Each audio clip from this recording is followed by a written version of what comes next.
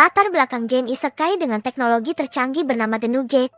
Game ini sangat populer di kalangan pemuda yang suka berimajinasi dan ingin merasakan dunia fantasi. Di dalam game ini, terdapat kebebasan untuk berpetualang dengan berbagai karakter dari berbagai ras. Tidak hanya menawarkan pertarungan, tetapi kita juga bisa menikmati kekayaan melalui jalur perdagangan. Bahkan, pemain bisa menempa senjata legendaris secara individu. Intinya, game ini memberikan kebebasan penuh bagi para pemain sesuai keinginan mereka. Namun, game ini tiba-tiba berubah menjadi game kematian, di mana para pemain tidak bisa keluar. Dan jika mati di dalam game, maka mereka juga mati di dunia nyata. Kita pun diperlihatkan sosok MC yang seperti biasa memiliki kemampuan yang sangat overpower karena dia salah satu top player di game ini. Di sini Shin bertekad ingin menyelamatkan semua orang dari game ini. Dia pun berpamitan kepada semua rekan-rekannya dan memutuskan untuk bertarung solo melawan bos akhir. Saat melawan bos akhir, awalnya Shin tertekan karena bos tersebut memiliki kemampuan regenerasi yang cepat. Meskipun begitu, Shin tetap maju menggunakan pedang bulan yang bisa memanjang dan berhasil mengalahkan bos itu dengan sekali tebas. Setelah bos akhir kalah, sistem memberitahukan bahwa game ini telah berakhir dan para pemain akhirnya bisa lockout. Dimulai dari data para pemain mulai menghilang satu persatu, hingga sampai yang terakhir menyisakan Shin saja. Namun, tiba-tiba muncul sebuah pintu yang terbuka dan membawa Shin ke dunia baru. Di sini, Shin terkejut saat melihat levelnya naik secara drastis. Namun, sialnya, tanda logat sudah menghilang. Dengan kata lain, Shin terjebak di dalam isekai. Shin merasa heran karena dunia ini terlihat sangat nyata, tidak seperti sebelumnya. Lantas, Shin ingin mengecek markasnya dengan menggunakan sebuah item dan mengikutinya. Saat sampai di sana, Shin bingung karena tempat ini sedikit berbeda. Tetapi untungnya rumahnya masih utuh dan tidak ada perubahan. Tiba-tiba, terjadi keributan di mana sekelompok pria memaksa seorang ciwai keluar dari perlindungan rumah tersebut. Ketika dihampiri oleh monster, para pria tersebut langsung kocar-kacir. Alhasil, Shin pun segera menyelamatkan ciwai tersebut. Hanya dengan sekali pukul, monster itu langsung mokat. Dan si ciwai sangat terheran ketika Shin mengatakan, tada, ima? Karena Shin merupakan seorang penyelamat. Si ciwai pun membawa Shin ke dalam rumah dan memperkenalkan namanya Tiara Lusin. Keduanya sangat canggung karena tidak saling mengenal. Tetapi Shin tahu rumah ini sebagai toko kuil bulan. Apalagi ketika Tiara menyebutkan nama Shini Raiza. Shin sangat mengenalnya karena Shini adalah karakter pendukungnya. Ketika ditanya keberadaan Shini, Tiara menolak memberikan informasi kepada Shin karena dia orang asing baginya. Tiara menjelaskan bahwa Shini adalah gurunya dan tugasnya di sini hanya menjaga toko ini. Namun, Tiara menawarkan untuk menyampaikan pesan dari pelanggan kepada Shini dengan biaya 1000 jul. Namun, ketika Shin memberikan 1 koin, Tiara langsung terkejut karena Shin mengeluarkannya dari inventory yang hanya bisa digunakan oleh raja-raja dan spesies tertentu. Bukan hanya itu, koin yang diberikan Shin sangatlah berharga dan setara dengan 10 miliar jul. Terlihat Shin merasa bingung karena dulu koin itu bernilai sangat murah. Tetapi sekarang nilainya sangat mahal. Tiara semakin terkejut ketika Shin mengatakan bahwa dirinya adalah ras Haid Human. Ini mengejutkan Tiara karena ras Haid Human telah lama punah sejak 500 tahun yang lalu dan hanya menjadi sejarah di dunia ini. Dengan kata lain, dunia ini adalah dunia 500 tahun setelah game ini berakhir. Sebagai bayaran atas informasi tersebut, Tiara diizinkan untuk mengambil koinnya. Awalnya, Tiara merasa malu-malu dan menganggap Shin terlalu bodoh karena memberikan barang yang sangat bernilai mahal. Tiara bertanya-tanya mengapa Shin bisa tahu bahwa dirinya dari ras elf. Padahal gurunya telah memberinya sihir ilusi agar orang lain tidak bisa mengenalinya. Shin jelas heran dan bertanya, kenapa harus ditutupi dengan sihir ilusi? Tiara menjelaskan bahwa dulu dirinya memiliki rambut berwarna putih perak. Namun tiba-tiba rambutnya berubah menjadi warna hitam yang dianggap sebagai tanda kutukan pembawa malapetaka. Oleh karena itu, gurunya menerapkan sihir ilusi agar tidak ada yang tahu identitas Tiara. Bukan hanya itu, toko ini pun dilindungi oleh sihir pelindung. Artinya, ketika Tiara keluar dari pelindungan ini, para monster akan langsung muncul dan menyerangnya. Seperti kejadian tadi karena Tiara terkutuk sebagai pembawa malapetaka. Namun, Shin menenangkannya dengan mengatakan bahwa dia bisa menganalisanya. Setelah diidentifikasi, ternyata Tiara mendapatkan buff kutukan, dan Shin langsung segera memurnikannya. Meskipun begitu, rambut Tiara tetap hitam dan hanya sebagian kecil yang kembali menjadi putih. Meski hanya sedikit, Tiara sangat senang karena sudah 100 tahun lamanya ia merindukan rambut peraknya yang dulu sebelum terkena kutukan. Untuk membuktikan bahwa kutukannya sudah hilang, Shin membawa Tiara keluar melewati batas pelindung. Dan hasilnya, tidak ada monster yang muncul. Dengan kata lain, kutukannya sudah hilang. Tiara jelas sangat senang karena sudah lama sekali ia tidak melihat dunia yang indah ini. Setelah kembali ke rumah, Shin ingin mempelajari dunia ini lebih dalam lagi. Jika guru Tiara adalah Shini, itu berarti karakter pendukung lainnya juga masih ada. Karena reputasi Shin sebagai orang baik, Tiara memberikan sebuah surat pengantar untuk mempermudah Shin memasuki kerajaan Beret. Singkat cerita, kini Shin telah memasuki wilayah kerajaan tanpa harus mengantri.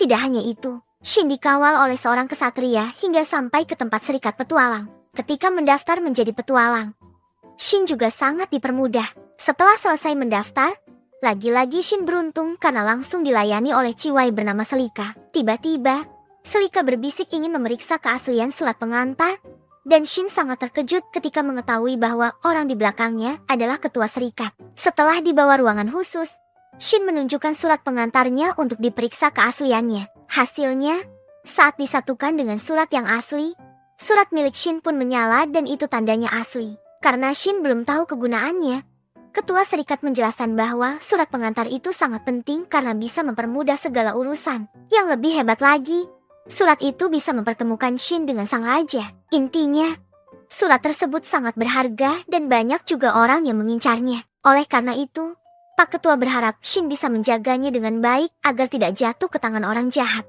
Singkat cerita, Shin terbangun di pagi hari dengan harapan akan bangun kembali di dunia asalnya. Namun nyatanya tidak. Mau tidak mau, Shin harus menjalani kehidupannya di dunia ini agar tidak terlalu mencolok. Shin memutuskan untuk mengubah pakaiannya dengan pakaian biasa. Hal ini penting karena jika tidak, Shin akan dianggap aneh karena masih dianggap sebagai petualang pemula dengan peringkat rendah, tetapi mengenakan baju yang bagus. Nah, karena Shin masih petualang pemula, ia hanya mengambil misi yang mudah. Singkat cerita, Shin sudah berada di dalam hutan. Tetapi setelah lama mencari, ia belum menemukan satupun tanaman yang dia butuhkan. Malah, yang ditemuinya adalah sesosok monster berbentuk tengkorak dengan zirah yang sangat kuat bernama Skullface Chuk. Monster itu memiliki level ke-359. Shin teringat gosip yang beredar bahwa banyak korban yang tewas karena monster tersebut. Oleh karena itu, Shin tidak bisa tinggal diam dan langsung menyerangnya. Namun, Shin agak kewalahan karena monster tersebut memiliki pedang yang sangat kuat dengan atribut cahaya. Sedangkan Shin hanya memakai pedang busuk dan tumpul. Dan di sini Shin mengeluarkan skill Limit Off, dan ini yang terjadi. Ya, monster itu langsung tumbang. Tetapi pedangnya terlempar jauh ke langit hingga masuk ke dalam istana. Beberapa orang sangat terkejut melihat kejadian itu. Setelah kembali ke kota, Shin begitu terkejut melihat para warga yang berkerumun. Sang satria pun menjelaskan bahwa petualang itu adalah korban akibat serangan dari monster Skullface. Sontak Shin teringat bahwa gerobak yang dilihatnya tadi adalah milik mereka. Namun yang lebih mengejutkan, sang satria sedang mencari informasi tentang siapa yang menyebabkan terlemparnya pedang hingga masuk ke dalam kastil. Shin pun hanya bisa tersenyum tipis karena itu perbuatannya. Ketika kembali ke dalam serikat petualang, terlihat banyak petualang berkumpul. Selika mengatakan bahwa para petualang sengaja dikumpulkan untuk melakukan misi darurat karena kemunculan monster Skullface di dekat kerajaan. Selika terkejut ketika Shin mengatakan bahwa monster tersebut sudah dibunuh olehnya. Tak lama kemudian, Els datang dan meminta Shin untuk tidak menggoda rekan kerjanya. Selika pun langsung memberitahu Els bahwa Shin lah yang telah berhasil mengalahkan Skullface. Selika sangat terkejut karena untuk mengalahkan monster tersebut biasanya memerlukan petualang setingkat rank B. Els pun heran bagaimana Skullface bisa muncul di hutan utara. Ketika mendengar monster itu berlevel 359, Els pun sangat kaget. Dia langsung menyuruh Selika untuk menganalisa keaslian batu sihir yang diberikan Shin. Karena hal ini bisa menjadi terlalu mencolok, Shin meminta Els untuk merahasiakan hal tersebut. Sambil menunggu hasil analisa, Shin makan terlebih dahulu. Tiba-tiba, situasi menjadi hening ketika seseorang muncul dan orang itu duduk di meja Shin. Namun, Shin santai saja dan tidak merasa tegang sedikit pun. Dia menyapa orang itu dengan tenang. yang ternyata bernama Wilhelm Avis dan berlevel ke 188. Shin juga tahu bahwa tombak yang dibawa Wilhelm itu adalah senjata legendaris bintang 5 yang disebut tombak Venom. Entah ada angin apa, tiba-tiba Wilhelm mulai menyombongkan dirinya sebagai pemburu andit dan mendapatkan julukan Wilhelm Vampir. Ketika Wilhelm mengatakan bahwa orang-orang takut padanya, Shin beranggapan mungkin itu karena wajah Wilhelm yang putih pucat sehingga orang-orang menganggapnya sebagai vampire. Orang-orang yang mendengar percakapan itu menganggap Shin bodoh dan seperti ingin mencari masalah. Kali ini, Wilhelm menyombongkan tombaknya yang memiliki skill drain, yaitu menyerap energi lawan. Untungnya, suasana yang panas ini kembali tenang dengan kehadiran pelayan cantik kembaran Selika. Karena ingin mempelajari dunia ini lebih jauh, Shin pergi ke perpustakaan dan membaca buku sejarah kerajaan Bayreuth. Ternyata, kerajaan ini sudah berdiri selama 511 tahun.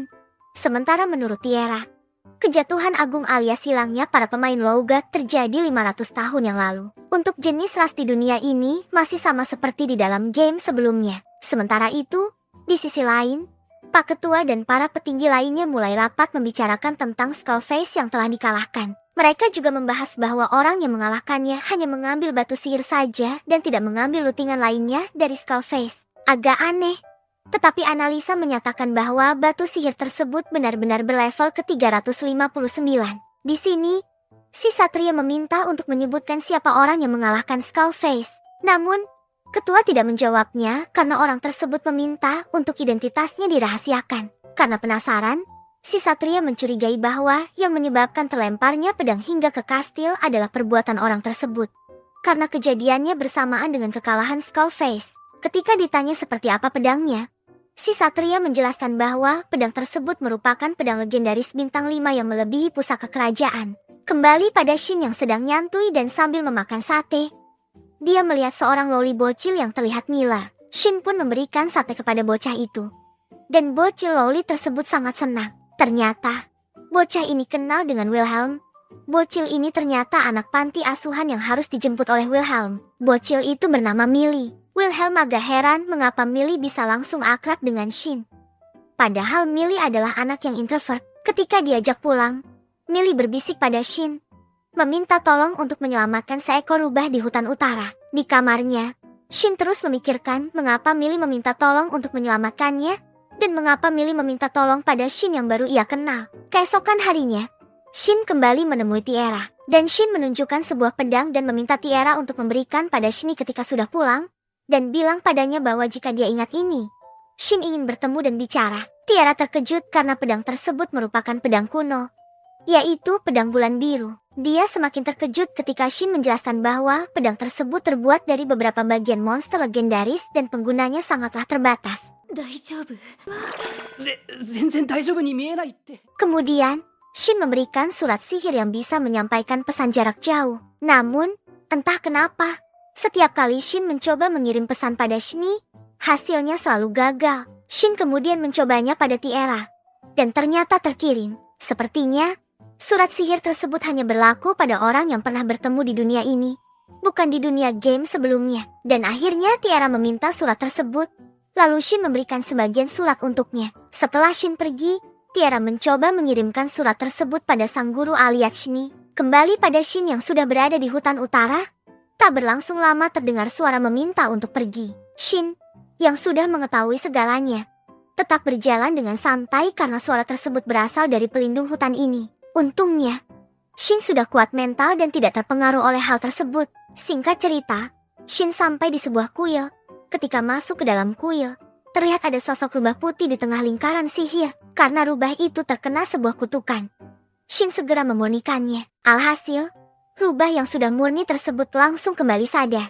Namun, kemurnian tersebut malah mengundang para andit berdatangan. Bagi Shin, mereka itu hanya kroco yang mudah diatasi dan langsung membantainya. Ternyata masih ada dua musuh yang tersisa di minimap, yang ternyata merupakan patung penjaga. Para patung itu terselimuti oleh aura hitam dan membentuk sosok monster serigala. Bagi Shin, menghadapi mereka terasa mudah karena ia bisa menghindari serangan mereka dan menggunakan Shadow Bind untuk menjerat mereka. Namun, tiba-tiba monster tersebut mengeluarkan sihir kabut yang membuat pandangan Shin menjadi gelap. Namun, Situasi seperti ini membuat Shin khawatir karena jika terus berlanjut, rubah kecil itu terus merasa kesakitan. Shin juga tidak bisa mengeluarkan kekuatannya secara penuh karena khawatir akan melukai rubah kecil ini. Dan dia teringat akan lingkaran sihir yang ada di dalam kuil. Shin meletakkan si rubah kecil di dalam lingkaran sihir tersebut, sehingga Shin bisa mengeluarkan kekuatannya tanpa perlu khawatir. Setelah mengalahkan monster tersebut, si rubah terlihat sangat senang dengan perlindungan itu. Namun, Shin kaget karena meskipun masih kecil, rubah tersebut sudah berlevel 211. Dan ternyata rubah kecil ini merupakan monster tingkat tinggi elemental. Di sisi lain, kita melihat Shni yang menerima surat dari Tiara. Shni terlihat sangat terkejut sambil mengatakan, "Master,